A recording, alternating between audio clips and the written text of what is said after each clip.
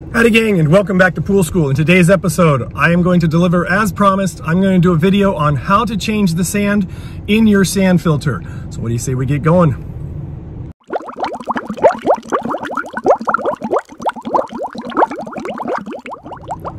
Alrighty, two things before we get started. First, thank you for watching this video, and I want to remind you to like this video if you do, subscribe to my channel if you have not done so, and please, please, please share this channel with your friends and family and coworkers and everybody you know who own pools, who are looking to save a buck servicing their pool themselves. Alright, secondly, remember what I said in my previous video about the why and when of changing the sand in your filter.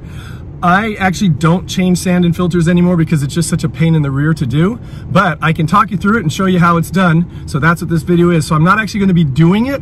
I'm actually going to be showing you how to do it and talking you through it. It's not that hard.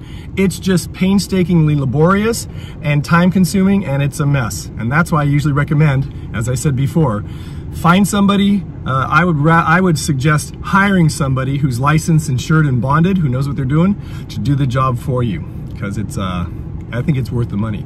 But in case you decide to do it yourself, here we go. Let's go check out a pool. Alrighty, so I'm at one of my clients' pools, and this is a very large sand filter, but it's really accessible. So it's nice to be able to show you how to do the job with this particular filter. Okay, so we're gonna go through some steps. I'm gonna take it step by step.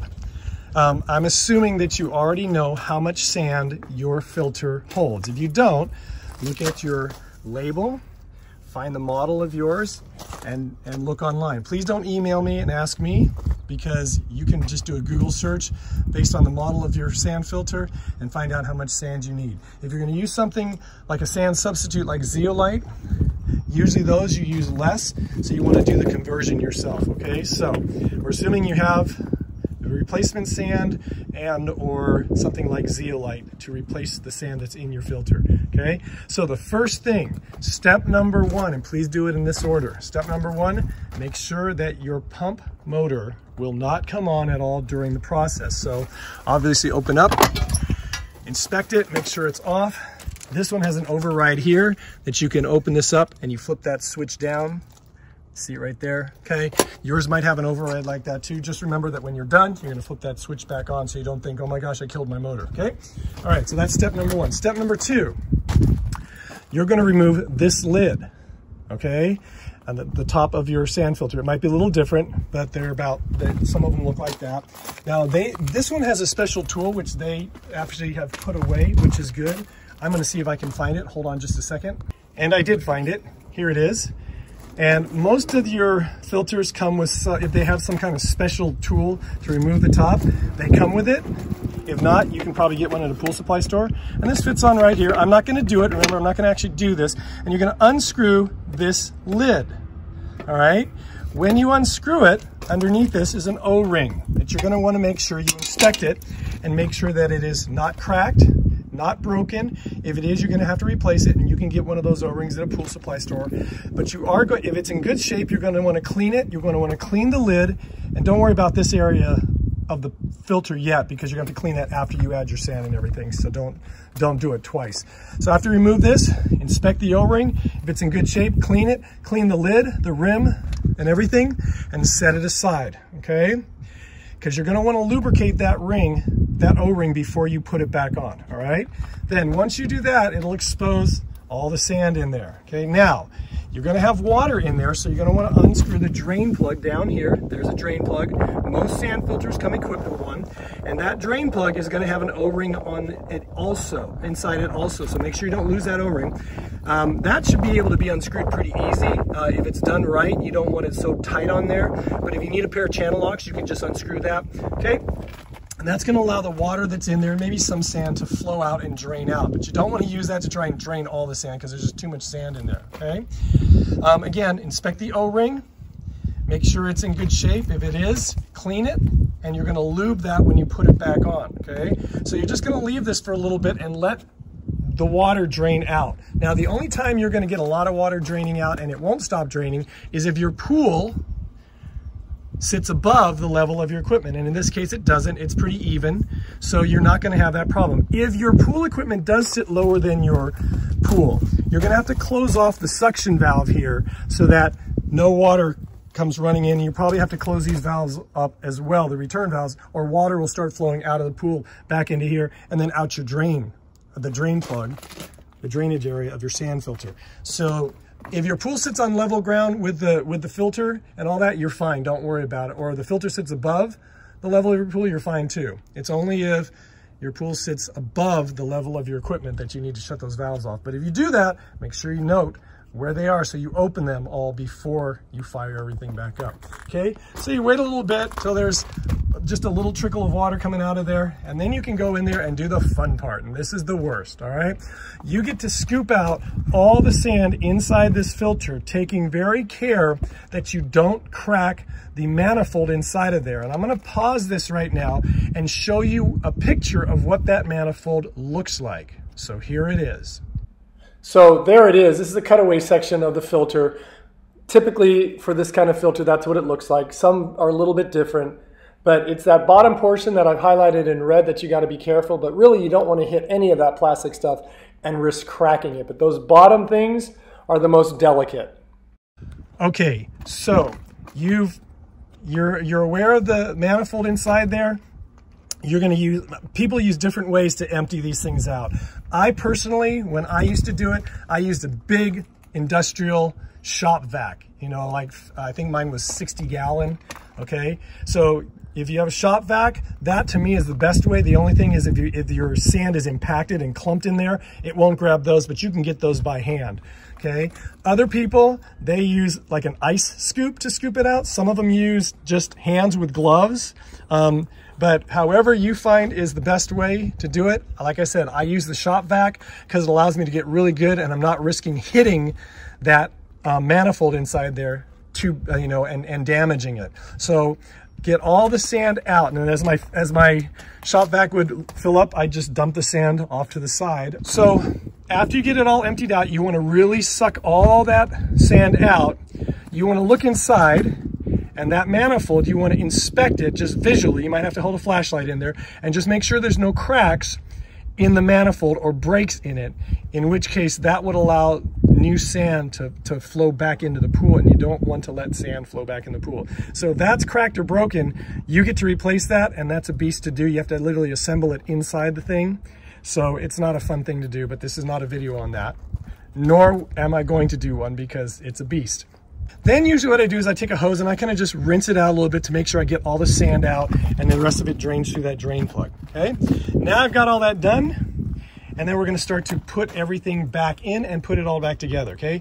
First thing I'm gonna do to put it all back together, I'm going to lube the O-ring on that drain plug down there, and then I'm going to make sure the threads on the thing that it screws onto, on the end it screws onto, are clean. And I'm going to screw on that drain plug with the lubricated O-ring on there. And you can use something like Magic Lube or go to your pool supply store and say, I need a really thick, good lube for O-rings, and they'll give you something. But you're going to screw that on. You're going to make it hand tight. Okay, don't sit there and get a pair of pliers and just crank it on really tight. You can break the cap. You can also break the threads.